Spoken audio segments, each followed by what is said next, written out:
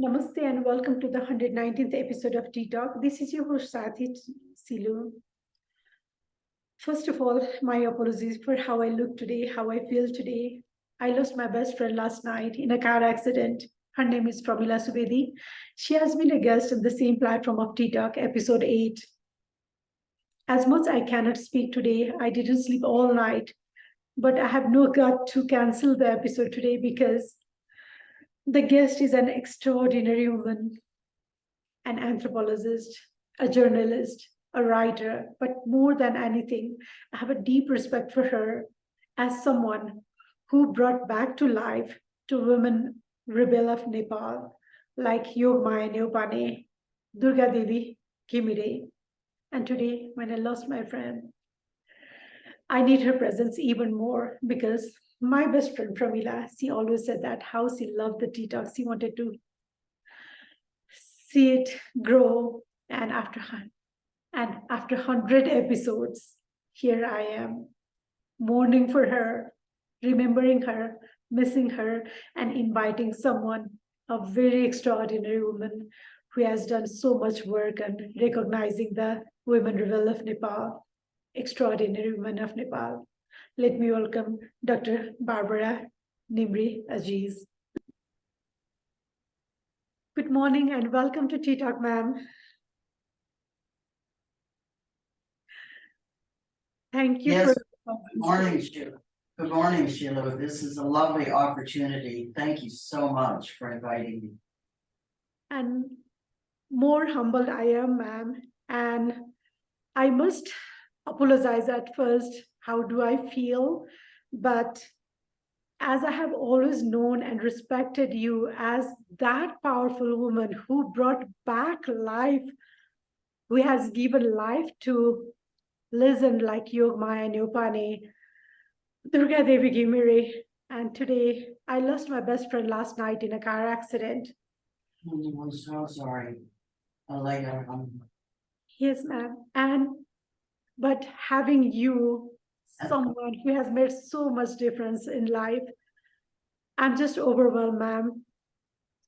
Tell us about Yogmaya Neopane. I love to. I love Yogamaya Neopani and Durga Devi, these two women now well known, relatively, much better known than from my work originally because of Neelam Karkini Harika's novel by that name, Yogamaya, which came out uh, more than 30 years after my original research, but she and others in Nepal were able to use my work and brought it to a much wider public. She also fictionalized it. I have a great respect for historical fiction. Many of us learn history through fiction, don't we, rather than anthropology. So to think that my anthropological work reached an artist who was able to use her craft to raise it, I have to say, or to extend the story of these two women to another level and make it much more accessible to the public, particularly to the Nepali public, but also to others, is very, very gratifying. I don't think many scholars can have the same excitement I do that to see their work transformed through fictional history into something so vibrant and accessible. Yeah. So do you want me to talk a little bit about these two women or? Because I was simply fascinated reading Yogamaya Neopane. And one of the interesting thing I must share is I'm Neopane. I'm a daughter of Neopane. And Yes. My kids, they have called me or addressed me as the first word Maya. So they call me I'm Maya. Yes. And Neelam, Yes. and Neelam Karkis is my friend. She's a writer. I have read her book. And when I was reading Yog Maya, I cried several times. And I wrote that to her as well. And it's through her that she has referred your name, and here I feel so much honored, ma'am, talking to you today. And I'm just wordless, ma'am. I'm speechless because when you started your research, it's already 40 years that Yogmaya she was gone, right? She had passed 40 years earlier, almost exactly. And after 30 years, 3 decades, Neelam has fictionalized it, written the novel, right? Look at the time span. And yes, the way I know you is you have instilled life to her, to Yogmaya Neopane. Yes. And we know her today. I'm so proud being Neopane. I'm so proud being a woman, but because of you, and humble respect to you, ma'am. So tell us a little more about the initial phase when you started your research. Like how you did it. Just tell us. Today, please guide me. Well, first, Shilu, if I may call you Shilu. Yes, please. First, you mentioned the circle coming back that Neelam Niharika, who has become a very dear friend of mine since her launch of that book. But there is a feminist circle also, which I have highlighted in my most recent book, Yogamaya and Durga Devi, published 2 years ago in Nepal in English. And let me just show it to your viewers very proudly. And I'll put the link there. And this is my summer reading list. So I have added in my list. And yeah, definitely I'll add the link in for our readers as well, for our audience as well. In this book, I highlight Durga Devi also, who has been overlooked, although I wrote about her in 2000 and researched 1980 also. But I was also very much encouraged before I published anything about Yogamaya. When I arrived from Sankosaba into Kathmandu, hearing about another poet, because Yogamaya was a poet. She transmitted her teachings through the Yogvani, as you know, and these were many very politicized, very critical of the government, and that was the Rana period that many people will know because she lived from 1867 to 1940. And I'd heard about another political poet in Kathmandu. Who was that? Many of your viewers will know, Harizat. And I hadn't heard about Harizat, even though I'd worked in Nepal already 10 years. I'd never heard about Harizat, which, scholars keep away from political dissidents, especially in those years, right up to after 1990. And she embraced Yogamaya, reading the Yogvani, seeing the high quality of her words. It was poetic and also very political as Parizat's work. And so she encouraged me to continue because others in Kathmandu had never heard of Yogamaya. And even those in, especially wealthy families, even following even other Neopani, they denied her because she was banned after she had made martyrdom with 67 of her followers on the Aran River. She was banished. There had been published collections of her Yogvani. No one was allowed to speak about her. The government came down very harshly because through martyrdom, she of course shamed the Rana leadership, to whom she had appealed on many occasions for reform. She was not a militant at all. She appealed directly to the officials, to the Rana Prime Minister for reforms to end corruption, reforms regarding equality, regarding caste, she was very anti-caste. And no one else could tell me about her in the valley.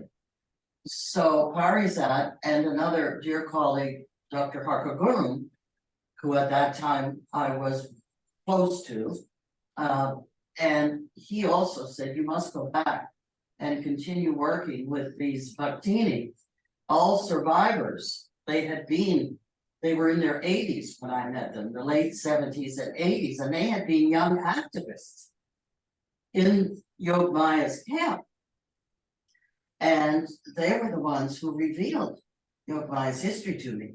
The wealthy people in Kadbari and Chainpur and Bhojpur would not talk about her. And they in fact denied her. They dismissed Yogmaya, but these elderly, all women, no priest would, in fact, the priest who was head of the Dharamsala told the women not to work with him, not to talk to him, not to sing in the yoga body. They were not allowed to sing openly. And they all knew, verses and verses of the yoga body because as young people they had sat with Yoga Maya. So to quickly move ahead on that process, I did continue my work with the elderly women, gathered more information, also learned about Durga Devi, who was born during the time of Yoga Maya's activity, but was not one of her followers, not an admirer. But she did build the Dharamsala, where the survivors of Yoga Maya lived and where I encountered them. So I kept working at the material. It was difficult because there were no historical records. Janaklal Sharma, who was an archaeologist, I met, and he also dismissed Yoga Maya as a Joshvani follower, and that was all. And I continued working on it, eventually publishing, and now with Neelam Niharika, and then I also developed a very close friendship with Parizat. And even though we had worked on the translations together, we just became close friends. Whenever I visited Kathmandu, I stayed with her, and I'm still in touch with her surviving sister, Sukanya Waiba, you may know of her. So, and I'll be writing more about my relation with Parizat in the future because others in Nepal who are such admirers of Parizat have been writing me and saying, you must know more about Parizat, write about her, tell us from your perspective. Going to ask, yes, ma'am. So eventually the work was published, and then I continued to give lectures and so forth, and Neelam Niharika's work came out. Neelam Niharika is a woman, as I am, as the Bhaktini who told me the story are. And I feel very much that our commitment together, my commitment to Parizat, Parizat's commitment to me, her trust in me, my commitment to the women who told me, who revealed the history of Yogamaya and Durga Devi. All of this was done through trust. And it was the women who started me in this voyage from the women, the Bhaktini, to Parizat, then to Neelam Niharika. And I think this is important for us to recognize. Whether we consciously set out and said, I want to work with women, I didn't. I wasn't looking for a hero. I wasn't looking for this historical figure. I was more of an ethnographer describing life on the ground, community. I was visiting Tirtha all over Nepal, in Kathmandu Valley. And that's one of the reasons I went up to the Upper Arno, because there are so many Tirtha there, as you will know, right? And my Tirtha became this site where the women were followers of Yogamaya were living. All of them, of course, have passed by now. One not so long ago, because as I say, they were in their 80s, late 70s and 80s when I encountered them. And that's 40 years ago, right? And I went back several times, 6, 7 times, I think. So I don't know how I can summarize Yogamaya and Durga Devi's life. The work is available in print through Neelam Niharika's novel and in my book, and in many essays, a couple of books, collections by Nepali men, scholars, some are local historians in Kadbari, Matrika Chinsina, in Kadbari is very active, also publishing. So there are 3 or 4 books by Nepali men, but for some reason, we haven't inspired, apart from Neelam. Although I think now people will be doing PhDs and other writing, taking off from Neelam Niharika's novel. And so I hope we'll find many more women talking about Yogamaya. But Yogamaya was, after spending 37 years, I think, in Assam, she ran away from home with a lover or a companion, left her husband, she was not a widow, she ran away, went and lived in Assam for 3 decades. We don't know what researches has not been done to find out who she met there and how her political sophistication developed. When she came back at the age of over 40, late 40s, she had a daughter of the age of 8. So coming back more or less alone with an 8-year-old girl, coming back to her Neopani family. Many rejected her outright, but one brother embraced her. He and his wife helped her. She did a lot of meditation in the hills above Bhojpur and in the caves, and gradually emerged with her Yogamani teachings and established a reform program through this, not an activist program on the ground, but she attracted people. Right. We think, well, there may have been a couple of hundred living with her on the banks of the Iron River at a place called Majwa Basi, where she committed her martyrdom. But altogether, we estimate, and my estimates have been confirmed by later scholars, maybe 2,000 followers. Now, this is way up beyond Kile, beyond Dharam, beyond even Kadbari. That is quite a movement. And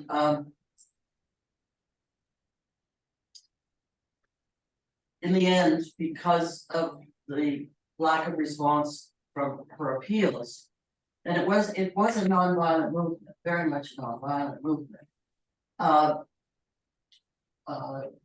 She passed with those followers, and that was a terrible tragedy, but the reason mainly for the suppression of everything about her. So I took that. It's very inspiring what she did. People say, well, she was illiterate. I don't think that's important, frankly. Everybody was illiterate then. And she wasn't illiterate. She composed these beautiful, powerful Yogamani directed to people and institutions she opposed. Durga Devi came 30 years later, but overlapping, and she was a child widow. And before she was sent to her husband's house across the river, he died. When one looks at the record and talks to elderly people, how many women became widows because of their betrothed? We're talking about high caste, Chetri. Yeah. And she stayed at home for a little longer. She has to, of course. The girl has to go to her marriage home. She has to leave her mighty guard. But her father taught her to read and write. And he was people call him a tax collector. He was a landlord, And he may not have been an entirely noble fellow, because he was accumulating a lot of wealth and was very active in the courts. And she went with him to the courts in Bushport on her own horse. Here we're talking about a 9, 10, 11-year-old girl, very proud on her horse, going with her father. She is carrying over her shoulder a satchel with his legal documents. And then being in the courts. Now that experience is another source of important historical information about her that, again, I'm not able to do that kind of research. And others should go to the courts and look through the files that are all in paper, of course. Some people, again, if they're not interested in women's history or in that kind of experience, they dismiss it and they say, no, there won't be anything there. But we've got to try, we've got to look. So she became knowledgeable in property rights, including her own, because women still had rights as widows. And she also knew how to talk, how to deal, how to read and write. So when she went to her husband's house, of course, often young widows are not welcome at all. They're treated very badly, they're marginalized, many run away. Now as well as then.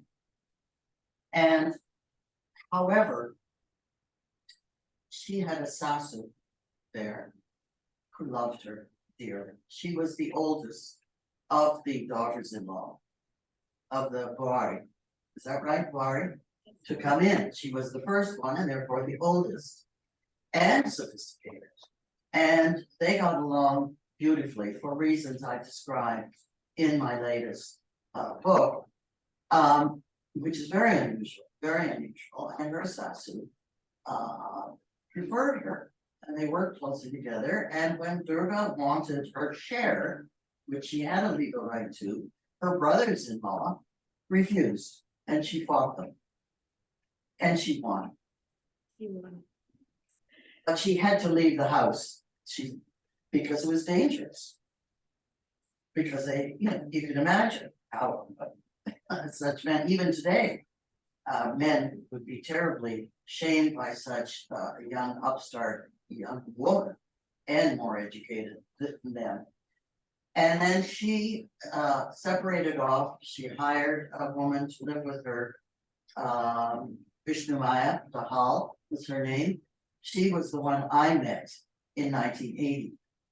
She was about 70 then. She had lived with Durga Devi for more than 20 years.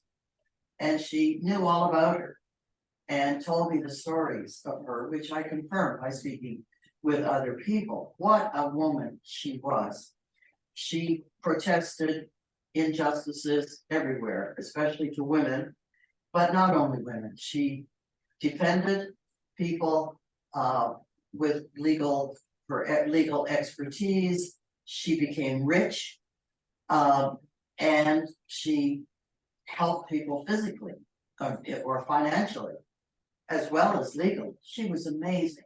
She passed in 1971, so only 9 years had transpired since her passing and my life. I also learned just one anecdote. She did the funerary rites, Dagvati, for her sasu. The sasu had her own sons there, Right. or her husband's sons, actually. Her sons were living in Assam, but they were the house, they were the man. And when she passed, she told these men that Durga Devi would do her Dagvati. I mean, we're talking about 1950s. And Durga Devi did that. Here, allow me to break a little bit here. I spent the whole afternoon talking about these women. The reason is, me here as a family scientist, and in this platform we talk about career and family, but two fascinating things I saw in your work or in their life is Yogamaya's relation with her sister-in-law, which is something even like Yes, not common in today's time, and Durga Devi's relation with her mother-in-law, which is so those two factors they touched me so very much. I mean, beside everything. So, and when you mentioned the Dagvati, that was such a powerful thing that we have to wait next 20 years, 30 years, 40 years, who knows how long. I mean, people will point out there are one or two, there are instances today. But it's still very unusual, especially if the men are around. And it takes a lot of determination. I have a very highly educated friend in Kathmandu. She's single, she decided not to marry. She's still fighting for her land. And there is a law that a woman over 35 or unmarried, she has every right. And yet she's fighting all these years since she returned from America with a PhD to have her share. So these things are still very deeply ingrained, and feminists also, you will know, won't touch them. There are a few reforms regarding female property laws, and divorce. It's very, very difficult. We're all subject to family who say, the brothers say, we'll look after you, we'll look great, we'll give you, we'll feed you, whatever you need. They coerce us and make us feel, and then we're ashamed to take a brother or an in-law to court. It's very shameful. To take a husband to court, it requires a huge amount of persistence and money to execute. So there's a lot to do there, and I think often feminists everywhere are almost distracted from some very fundamental laws and fighting for more. I don't want to say they're superficial, but you talk about the mother-in-law problem, and my background is Arab, and we have a terrible mother too. And women suffer immensely. And so do their husbands, who, one man told me, he said, I can never say no to my mother. He just cannot. It's very, very deep. And, when he's married.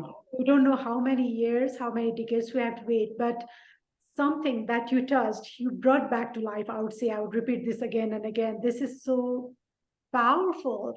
I cannot wait to read, ma'am. So in Nepal, the books are available there for online. We can, for our audience, tell us like how we can order it. Or is it in Amazon? Yes, this book is on Amazon. Okay. This is available. We had it printed or put up here. We had it adjusted to the Amazon app. So it's available here. And in Kathmandu, it's available through Mandala. Mandala, okay. Yes. And here in the States, you can order the Kindle copy or the print copy. And we're very, very happy with the print copy. Yes. That's a great information, and I would like to share that.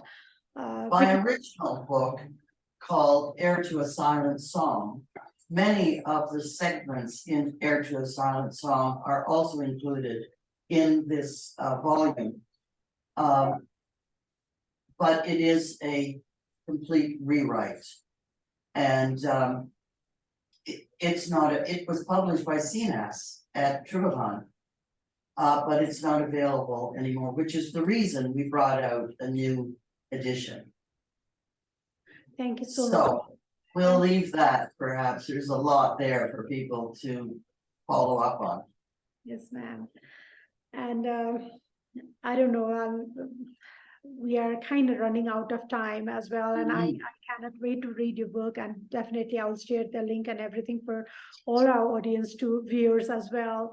And one thing, ma'am, I would like your message to the present generation of Yoga Mayas, Durga Devis, so many women like me, for all of us.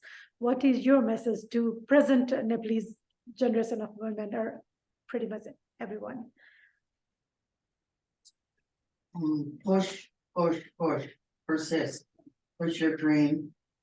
If you don't want to marry, don't marry. If you want to leave a partner and have raised children on your own, do it. You'll have a lot of opposition, as we do here, but more and more women are doing this, and we have models like those two women from early times. You don't even have to have a degree to do these things. I feel with the new democracy in Nepal, it's sometimes very discouraging. But as you will know, the new parties have come up, young leaders are coming into the political system, and join them. You know, it's tough. It's tough in America. Look at the uh, controversies and the blocks we have here. Many people here are discouraged from even voting. And so we have to use the resources we have and press ahead and read your own authors and try to write, try to use creative powers that you may have. Again, in every country, being an artist, being a novelist, a playwright, a filmmaker is not easy. It's not easy. We think in America things are so much easier. It's not. For every celebrant, every celebrated person, there are maybe 2,000-3,000 who fall by the wayside. And we have to support ourselves while we're engaged in these other artistic or dreams, which I just feel is worthwhile. So that's all, you know, I can say. Also, perhaps since, as you know, and others may know, especially looking at my website, I changed my career from an academic to a journalist. I mean, that was a huge leap. And to another part of the world, because I wanted to know much more about where my family came from the Arab world. And I left my studies in Nepal for several years to go there. And that was also a result of Yoga Maya, because I became politicized. I couldn't study a political activist and work with Parizak without being awakened politically. And once you're awakened politically to one group, you also start thinking about your own political awareness and life and history. And so I moved from academia into journalism, which meant I had to learn to write. Writing, I'm talking about English. I was a Tibetan speaker, and I enjoyed translating Tibetan work and working with Tibetologists around the world. And I got recognition for that. And I dumped it. It's hard to believe, you know, but I said, you know, I've reached a point within that community where I was getting rewards, financial and prestige, you could say. People were reading my books on Tibet. And I thought, that's good, you know, now I've got something else I want to do. And a lot of people didn't welcome, they didn't encourage me to make that shift. And I was married at the time. I also had to support myself, however, to make that shift.